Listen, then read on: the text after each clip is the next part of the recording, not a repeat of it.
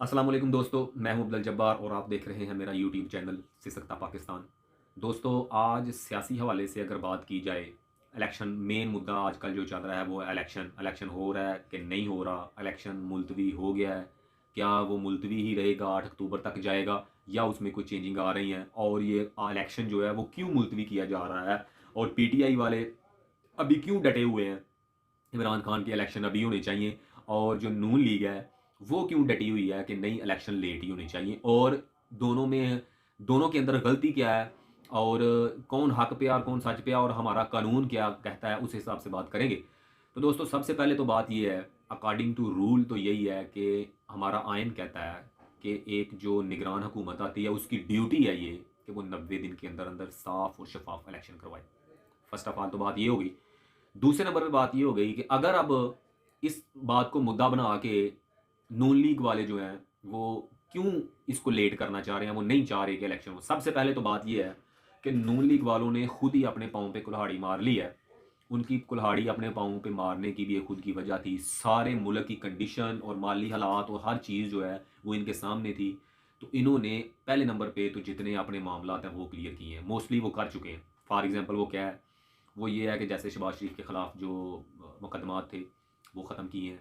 फिर उसके बाद हमजा शहबाज पे यानी इस तरह ही इसहाक डार हैं, यानी कर करा के मोस्टली जो है आप खुद को एनआरओ देना, वो उनका मेन मुद्दा हो गया सॉल्व। अभी जो सबसे बड़ी उनके सामने जो एक मेरे ख़्याल में सबसे रुकावट है इलेक्शन में ना जाने की, सबसे जो बड़ी वजह है वो ये है कि वो चाहते हैं कि इलेक्शन मुलतवी हो जाएँ, ताकि या तो उनको टाइम मिल जाए। टाइम किस लिए मिल जाए कि वो किसी ना किसी तरह से इमरान खान को या तो नाअहल करवा दें।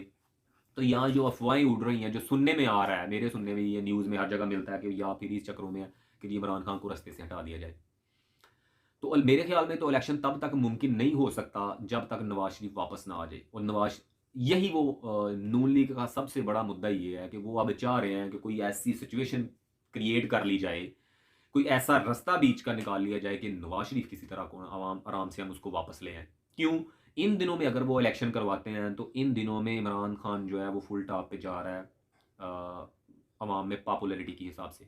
अगर पहले नंबर पे तो अगर वो अभी इलेक्शन करवा देते हैं तो उनके दो नुकसान होंगे। फर्स्ट ऑफ ऑल तो नुकसान होगा कि इमरान खान की जो पॉपुलैरिटी है उस हिसाब से वो जीतेगा। दूसरे नंबर पे सबसे बड़ा जो चीज़ है वो ये है कि जब इलेक्शन एक सूबे में होंगे तो ज़्यादा कोई भी जो मेंबर है वो ज़्यादा कंसंट्रेट कर सकता है अपनी इलेक्शंस पे और इन चीज़ों पे। तो दोनों तरह से इन्हीं का फ़ायदा है, यानी पीटीआई का, क्योंकि चांस भी ज़्यादा है उन्हीं के जीतने के, और दूसरे नंबर पे ये है कि वो निगरानी भी अच्छी तरीके से कर पाएँगे और अपनी कैम्पेन्स भी अच्छे तरीके से चला सकेंगे। क्यों? कि थोड़ी जगह होगी, यानी एक सूबा। अभी दूसरे नंबर पे एक और सबसे बड़ा फ़ायदा पीटीआई को क्या है कि अगर पाकिस्तान का सबसे बड़ा सूबा पंजाब में उनकी हुकूमत आ जाती है, क्योंकि सूबे वाइज़ होंगे इलेक्शन तो फिर दूसरी दफ़ा यानी ये नून लीग को ख़तरा है कि अगर जब एक इनकी इधर हुकूमत अच्छे से आ गई या खैबर पख्तूनख्वा में भी आ गई, तो ये तो दूसरी दफ़ा जब 2 बाकी जो सूबे रह जाएँगे उनमें जब इलेक्शन करवाएँगे तो इनके चांसेस ज़्यादा बढ़ जाएँगे। सबसे बड़ा ख़तरा ये है नून लीग को।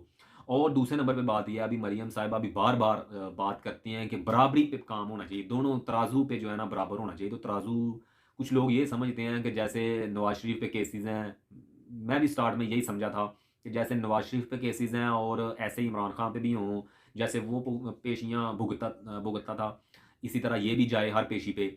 लेकिन ये बात नहीं है। मेरे हिसाब से जो पलड़ा बराबर करने की बात ये है, वो ये चाह रही है कि या तो इमरान खान को भी नाअहल कर दें और कोई और आके इलेक्शन खेले, उसकी जगह पे इलेक्शन लड़े। तो या फिर ये है कि हमारे जो मोहतरम कायद नवाज़ शरीफ साहब हैं, वो जैसे बाहर बैठे ही उनको भगौड़ा करके बाहर भगा दिया, या उनको चोर कह के, या उसकी अदालत ने तो ऐसे है कि कैसे भी करके ना वो नवाज़ शरीफ को छूट दे दी जाए कि ठीक है भई तुम आ जाओ, कोई मसला नहीं। अब मेन चीज़ सबसे बड़ा मुद्दा यही है इनका, नून लीग का। और आप मेरी ये वीडियो सेव रखिएगा और देखिएगा कि ये मेरी प्रेडिक्शन है कि अभी किसी भी नून लीग के पर्सन से पूछा जाए, या नून लीग के वर्कर है या उसका सपोर्टर है, उनको पूछा जाए तो वो यही कहते हैं, कोई ऑथेंटिक जवाब नहीं दे पाते कि नवाज शरीफ साहब क्यों नहीं आ रहे, कब आएंगे। वो आ जाएंगे जब मर्जी होगी उनको, आ जाएंगे जब डॉक्टर छुट्टी देगा तो आ जाएंगे। हालांकि ऐसी वजह नहीं है, कैसे आ सकता है, आते ही सीधा जेल जाएगा। और इसीलिए मैं कह रहा हूँ कि मेरी ये वीडियो सेव रखिएगा।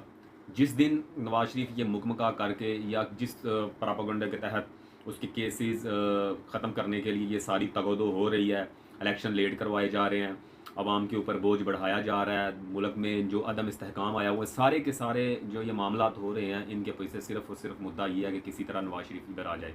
कानून में, कवानीन में रद्दोबदल हो रहा है, इन सारी सूरत ये कोई चीज़ भी नहीं देखी जाएगी, लेकिन जिस दिन ये सारे जो है हथकंडे और चीज़ें इस्तेमाल करने के बाद नवाज़ शरीफ साहब को के रास्ते क्लियर करने के बाद उसको जब वो आ गया, तो तब कहा जाएगा, देखा हमने कहा था ना लीडर आएगा, ये मेरी वीडियो संभाल के रखिएगा, ये ऐसा ज़रूर कहेंगे।